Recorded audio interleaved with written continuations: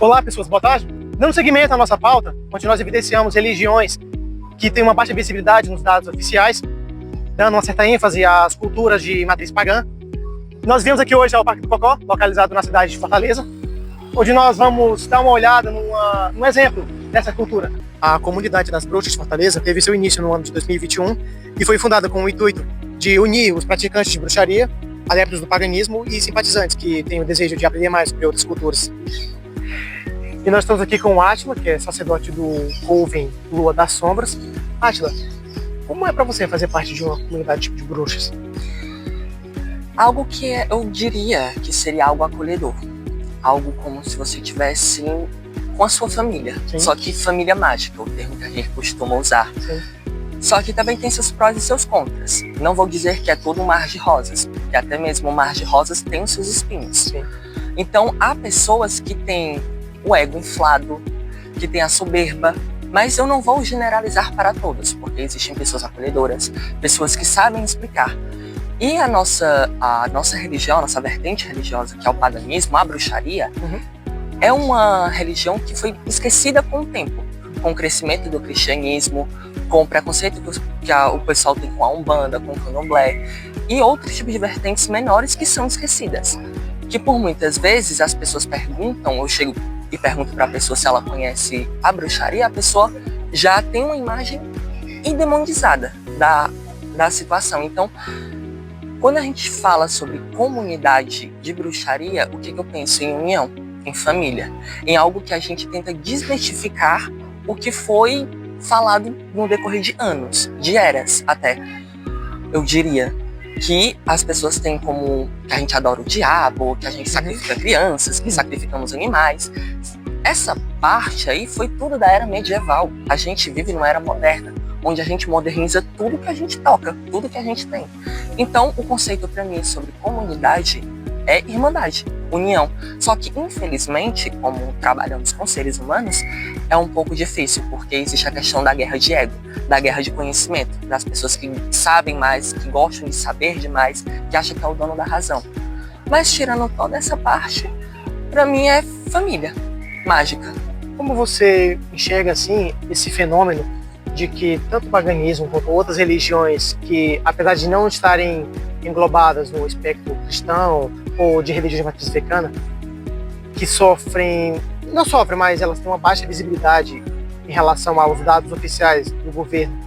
Como você vê essa baixa visibilidade dessas religiões, que inclui a sua? Negligência. É uma negligência porque eles vêm mais com algo que é lucrativo, com algo que dá mídia.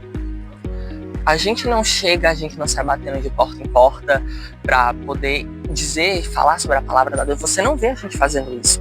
E com o tempo, com o passar do tempo, o cristianismo, que é uma das religiões mais conhecidas pelo mundo inteiro, com o tempo ela foi ganhando força, várias outras religiões, vertentes religiosas menores foram esquecidas, como a bruxaria.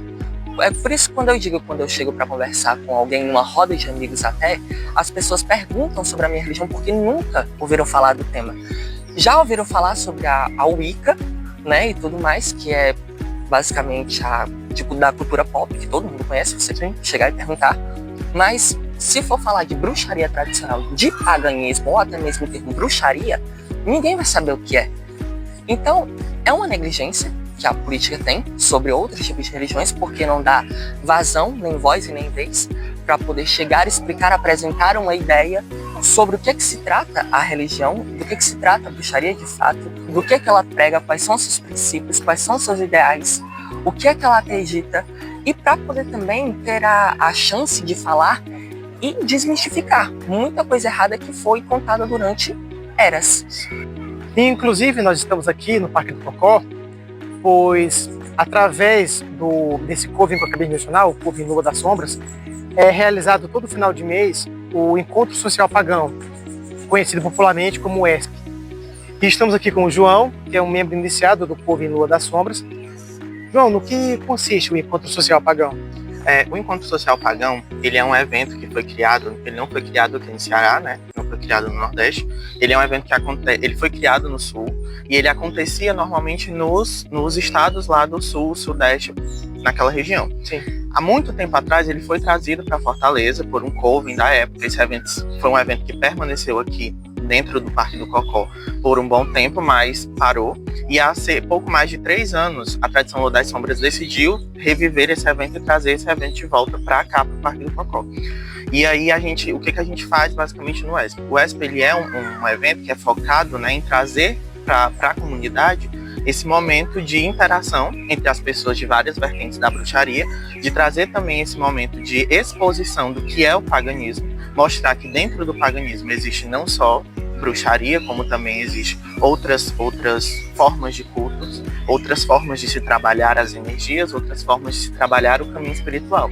Então o foco do ESP é esse momento de comunhão entre esses vários caminhos e, além disso, também mostrar para a comunidade que não existe apenas aquela grande massa religiosa que o cristianismo criou, que existem outros caminhos que a gente consegue acessar o divino através de elementos da natureza, através de seres espirituais, através de outras forças, além da força divina das divindades, né? Na sua visão, como é que o poder público ele pode atuar assim, para dar mais visibilidade a essas religiões mais diversas? Até lembrando que, apesar de nós vivermos num país brasileiro, no Brasil, né? As religiões tradicionais dos indígenas, dos povos tupi, por exemplo, também não entram muito nos dados oficiais, elas também são subnotificadas. Tem-se também a presença, né, de comunidades indígenas, mas a parte espiritualizada deles é um pouco deixada de lado. Então, como é que você vê assim, como é que o poder público poderia mudar para poder dar mais visibilidade?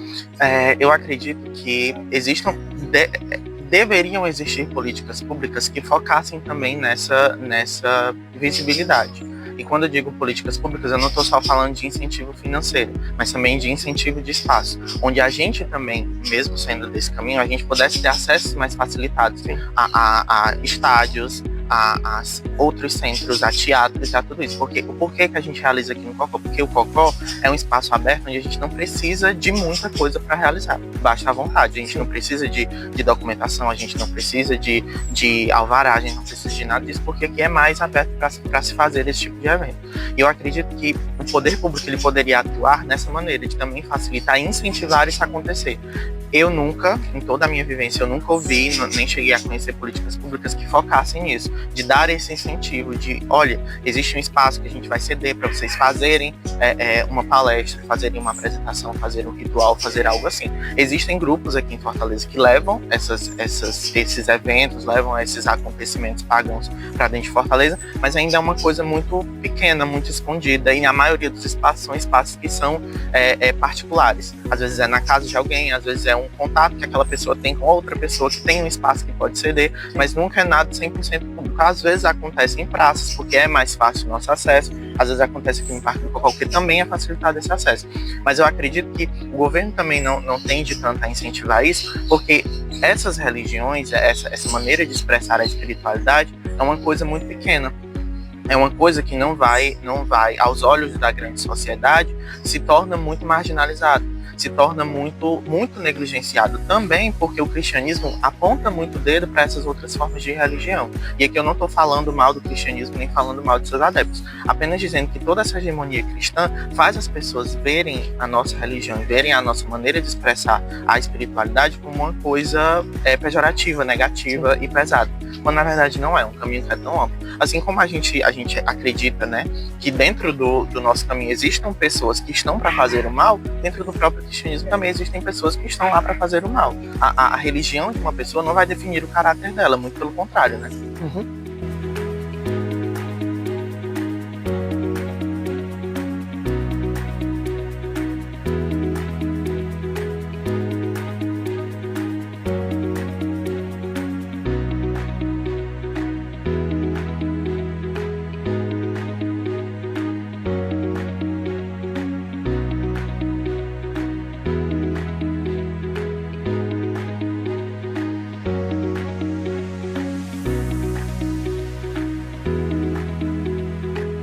E passando aqui a nossa palestra, nós estamos aqui com o palestrante, o senhor Félix. Félix, sobre o que foi a palestra do dia de hoje?